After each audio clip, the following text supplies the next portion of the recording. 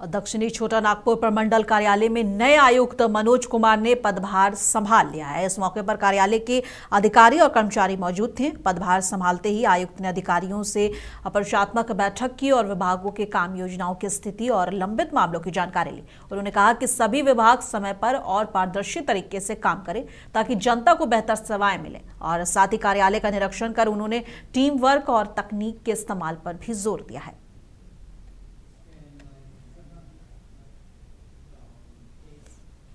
नाला विधानसभा क्षेत्र के फतेहपुर प्रखंड के चौकुंदा स्थित नवदुर्गा मंदिर प्रांगण में 9 कुंडीय गायत्री महायज्ञ का अंतिम सांध्य सत्र बहुत ही भव्य अंदाज में संपन्न हुआ और शांति कुंज हरिद्वार से आए टोली नायक सुनील कुमार श्रीवास्तव ने दीप यज्ञ कर श्रद्धालुओं को प्रेरक प्रवचन दिया। उन्होंने कहा कि ये यज्ञ विश्व शांति, पर्यावरण और शुद्धि और मानव कल्याण के लिए है, और कार्यक्रम में बड़ी संख्या में श्रद्धालु मौजूद रहे और पूरा वातावरण वैदिक मंत्रोच्चार और भक्ति भाव से गूंजता रहा।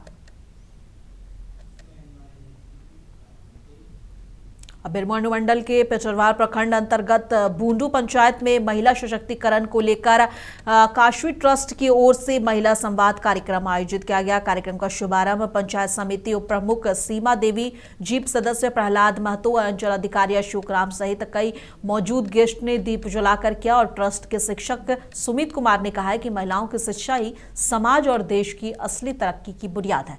ड्रॉप आउट महिलाओं को दोबारा पढ़ाई और स्वरोजगार से जोड़कर उन्हें आत्मनिर्भर बनाना ही उनकी पहल है और ये पहल जारी रहेगी। पंचायत भवन बुंडू के इस सभागार में उपस्थित हैं। काशवी ट्रस्ट के माध्यम से खास करके महिलाओं जो 15 वर्ष से अधिक उम्र की हैं और अगर वे किसी कारण से शिक्षा से वंचित रह गई है तो उन्हें शिक्षित करने के उद्देश्य से उनको साक्षर बनाने, साथ ही साथ उनको आजीविका से जुड़ने के निमित्त उनको व्यावसायिक प्रशिक्षण देने, शिक्षा ग्रहण करने के लिए ये काशवी ट्रस्ट जो है उसमें एक महत्वपूर्ण भूमिका निभाने काम कर रही है। और अभी जैसा कि इन लोग से पता चला है कि इस पेटरवार प्रखंड में बुंडू पंचायत और दारित पंचायत को इसमें रखा गया है, और उसी के तहत आज हम लोग पेटरवार पंचायत बुंडू पंचायत में हम लोग उपस्थित हैं। और अभी जैसा कि महिलाओं से संवाद जो हो रहा है, महिलाएं काफ़ी उत्सुक भी हैं और कोई 8-9 करके या नॉन मैट्रिक रह गई हैं तो उनको मैट्रिक करने का और इंटर करने का मतलब 10th और 12th करने का उनको एक अच्छा सुनहरा अवसर मिल रहा है। जमशेदपुर में झारखंड बीजेपी प्रदेश अध्यक्ष आदित्य साहू से पूर्व मंत्री दुलाल भुइया ने मुलाकात की। जानकारी के मुताबिक महाशिवरात्रि के पावन अवसर पर दुलाल भुइया झामुमो छोड़ बीजेपी में शामिल होंगे और प्रदेश अध्यक्ष आदित्य साहू ने उनका स्वागत करते हुए कहा है कि वे राज्य के बड़े और प्रतिष्ठित नेता हैं और उनके बीजेपी में आने से पार्टी को मजबूती मिलेगी और दलित समाज की आवाज और बुलंद होगी और उससे बल मिलेगा।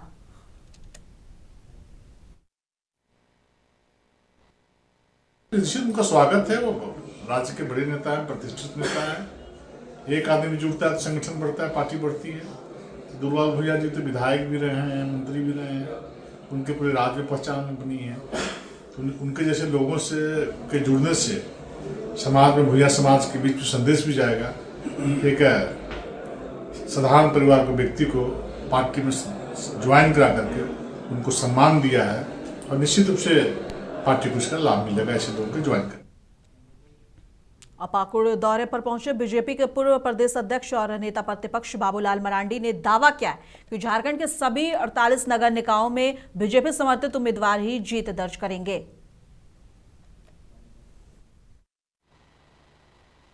तो भारतीय जनता पार्टी के ही क्षेत्र रहा है। हमने कहा कि संपूर्ण झारखंड नगर निकाय के जो इलाका है, जहाँ पर जो मतदाता है सामान्य, वो भारतीय जनता पार्टी के पक्ष। राजधानी रांची में सिविल कोर्ट को मिली धमकी के बाद अब डीसी ऑफिस को बम से उड़ाने की धमकी मिल गई है। जी हां, ये धमकी ईमेल के जरिए भेजी गई है, जिससे प्रशासनिक महकमे में हड़कंप मच गया। जानकारी मिलते ही जिला प्रशासन और पुलिस अधिकारी सक्रिय हो गए। डीसी ऑफिस परिसर में तत्काल सुरक्षा व्यवस्था कड़ी कर दी गई है और कार्यालय में मौजूद कर्मियों और आम लोगों के बीच कुछ देर के लिए अफरा तफरी की स्थिति बन गई। और बता दें कि एहतियातन पूरे डीसी ऑफिस परिसर को पुलिस छावनी में तब्दील कर दिया गया है और बड़ी संख्या में पुलिस बल की तैनाती की गई है। बम की आशंका को देखते हुए डॉग स्क्वाड और बम निरोधक दस्ते को भी बुलाया गया है। परिसर के हर कोने की गहन तलाश ली जा रही है। फिलहाल पुलिस ईमेल भेजने वाले की पहचान करने में जुटी है और मामले की गंभीरता से जांच की जा रही है। लातेहार नगर पंचायत में सफाई शुल्क को लेकर विवाद गहरा गया है। जब कचरा उठाव नहीं होने से बावजूद दुकानदारों से 150 रुपए वसूले जाने और नोटिस चिपकाकर कुर्की जब्ती की चेतावनी दी गई। इससे व्यापारियों में डर और नाराजगी का माहौल था। मामले की जानकारी मिलने पर जेएमएम जिला अध्यक्ष लाल मोतीनाथ सहदेव ने हस्तक्षेप करते हुए नगर प्रशासक राजीव कुमार से बात की। जांच के बाद संबंधित नोटिस तत्काल प्रभाव से रद्द कर दिया गया और निर्णय के बाद दुकानदारों ने आभार जताया। के लिए 150 रुपया पर मंथ के हिसाब से 750 रुपया का नोटिस जारी किया गया है। हम लोगों के दुकान से किसी प्रकार के कोई कचरा नहीं निकलती है और न आज तक कभी ले गया है, जिसलिए हम लोगों को ये नोटिस जारी करके ये धमकी दिया जा रहा है कि आप लोगों का नीलाम पत्र दायर किया जाएगा। जमशेदपुर में कन्हैया यादव हत्याकांड को लेकर लोगों में भारी आक्रोश देखा गया है और परिजनों और स्थानीय लोगों ने गोलमुरी थाना के सामने सड़क जाम कर आगजनी की ओर आरोपियों की जल्द गिरफ्तारी की मांग की है। बुधवार को गोलमुरी थाना से कुछ दूरी पर बाइक सवार बदमाशों ने कन्हैया यादव पर फायरिंग की थी। इलाज के दौरान उनकी मौत हो गई। मौके पर पहुंचे ग्रामीण एसपी ऋषभ गर्ग ने 2 आरोपियों को हिरासत में लेने की जानकारी दी। आश्वासन के बाद जाम हटा लिया गया। शहर में गोलमुरी थाना के समीप एक व्यक्ति की गोली मार के हत्या कर दी गई और उसी क्रम में आज हम लोगों ने त्वरित कार्रवाई करी। उसमें जो लोग संलिप्त थे घटना में, उसमें से 2 लोगों को हम लोगों ने हिरासत में लिया है। उनसे पूछताछ जारी है और भी जिन लोगों की संलिप्तता इस कांड में आ रही है उनके लिए भी हम लोग प्रभावी रूप से छापामारी कर रहे हैं और जल्द ही जिनका भी इन्वॉल्वमेंट इस घटना में उन सभी को हम लोग कानूनी रूप से कठोर सजा दिलवाएंगे। परिवार के लोगों से बात हुई? परिवार के लोगों से बात हुई, उन्होंने भी हमसे त्वरित कार्रवाई का आश्वासन लिया है और हम लोगों ने भी उनको वही भरोसा दिलाया है कि पुलिस पूरी तत्परता से कार्रवाई कर रही है और जल्द से जल्द हम लोग उनको सजा दिलवाएंगे। कारण क्या है सामने में? इन लोग का पास्ट में कुछ विवाद रहे हैं, छोटे मोटे झगड़े रहे हैं, इनके आपस में एक दूसरे के ऊपर केसेस भी इनके द्वारा किए गए हैं, बट ये घटना बहुत दुखद है। इस तरह की घटना नहीं है। और जामताड़ा के पागडी और सर खेलडी में 14 फरवरी को जश्न मौलूद काबा ज़ियारत हरमैन शरीफैन कॉन्फ्रेंस आयोजित की जा रही है। कार्यक्रम को लेकर क्षेत्र में खासा उत्साह है। आयोजन समिति ने पंडाल, मंच, साउंड, रोशनी और सुरक्षा की तैयारियों को अंतिम रूप दिया।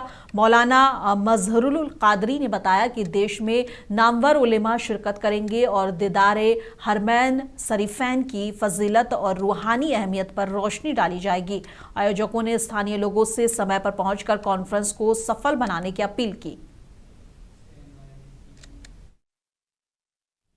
केंद्रीय गृह मंत्रालय द्वारा राष्ट्रीय गीत वंदे मातरम को लेकर जारी की गई नई गाइडलाइन के तहत अब ये राष्ट्रगान जन मन गण से पहले गाया जाएगा और अब इसे विशेष सरकारी कार्यक्रम में अनिवार्य रूप से शामिल किया जाएगा और यानी अब प्रमुख कार्यकर्ताओं में भी वंदे मातरम गाया जाएगा। माफ कीजिएगा, प्रमुख कार्यक्रमों में भी वंदे मातरम गाया जाएगा और बुधवार को जारी नए नियमों के तहत राष्ट्रगान के 6 अंतरे बजाना जरूरी होगा और उन्हें 3 मिनट 10 सेकंड के अंदर गाया या बजाया जाना अनिवार्य होगा। अभी राष्ट्रगान की अवधि 52 सेकंड है। केंद्र सरकार के इस फैसले पर सियासत छिड़ गई है। प्रदेश कांग्रेस विधायक दल के नेता प्रदीप यादव ने इस फैसले के लिए बीजेपी की वोट बैंक राजनीति को जिम्मेदार ठहराया। उन्होंने कहा है कि वंदे मातरम राष्ट्र के सम्मान, स्वाभिमान और देश के गौरव का प्रतीक है, लेकिन भारतीय जनता पार्टी की इस पर राजनीति करना बेहद खराब चीज है। यह जो गीत है, हमें लगता है कि यह राष्ट्र का स्वाभिमान भी है, राष्ट्र का सम्मान भी है, राष्ट्र का गौरव भी है देश का।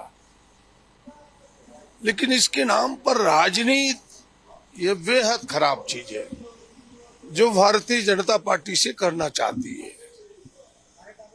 वो भारतीय जनता पार्टी जिस वंदे मातरम गीत को गा करके लाखों लोग कुर्बान हुए और इस तिरंगे को प्राप्त किया, देश की आजादी को प्राप्त किया, आज भारतीय जनता पार्टी के नेता, उनकी मातृ संस्था उस आजादी को भी झुठला रही है।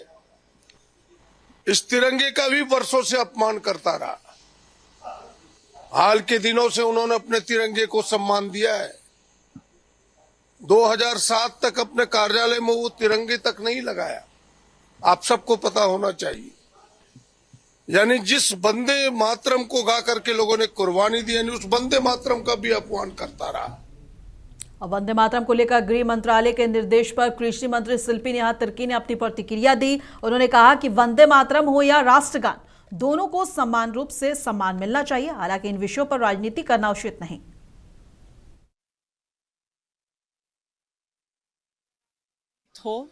तमाम चीजें राष्ट्र से जुड़ी हुई चीजें हैं, इसको हमेशा सम्मान देना चाहिए।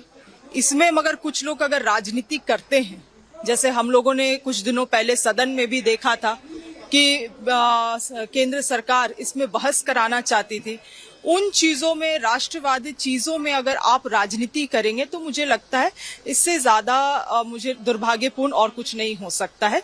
मगर अगर राष्ट्रगीत है, राष्ट्र गान है, तो निश्चित रूप से उसके लिए तो कोई भी नागरिक के दिल में प्रेम है, सम्मान है। आज भी अगर राष्ट्रगान होता है, वंदे मातरम या भारत माता की जय लगाई जाती है, तो हम सभी के दिल में एक भावना जाग उठती है। मगर इसमें जिस तरह से बीजेपी राजनीतिकरण कर रही है, मुझे लगता है हाल ही के दिनों में जो स्थिति बन रही है देश की, जो कंप्रोमाइज्ड स्थिति बन रही है, उन चीजों से नजर चुकाने का भी, नजर बचाने का भी एक तरीका है इनका।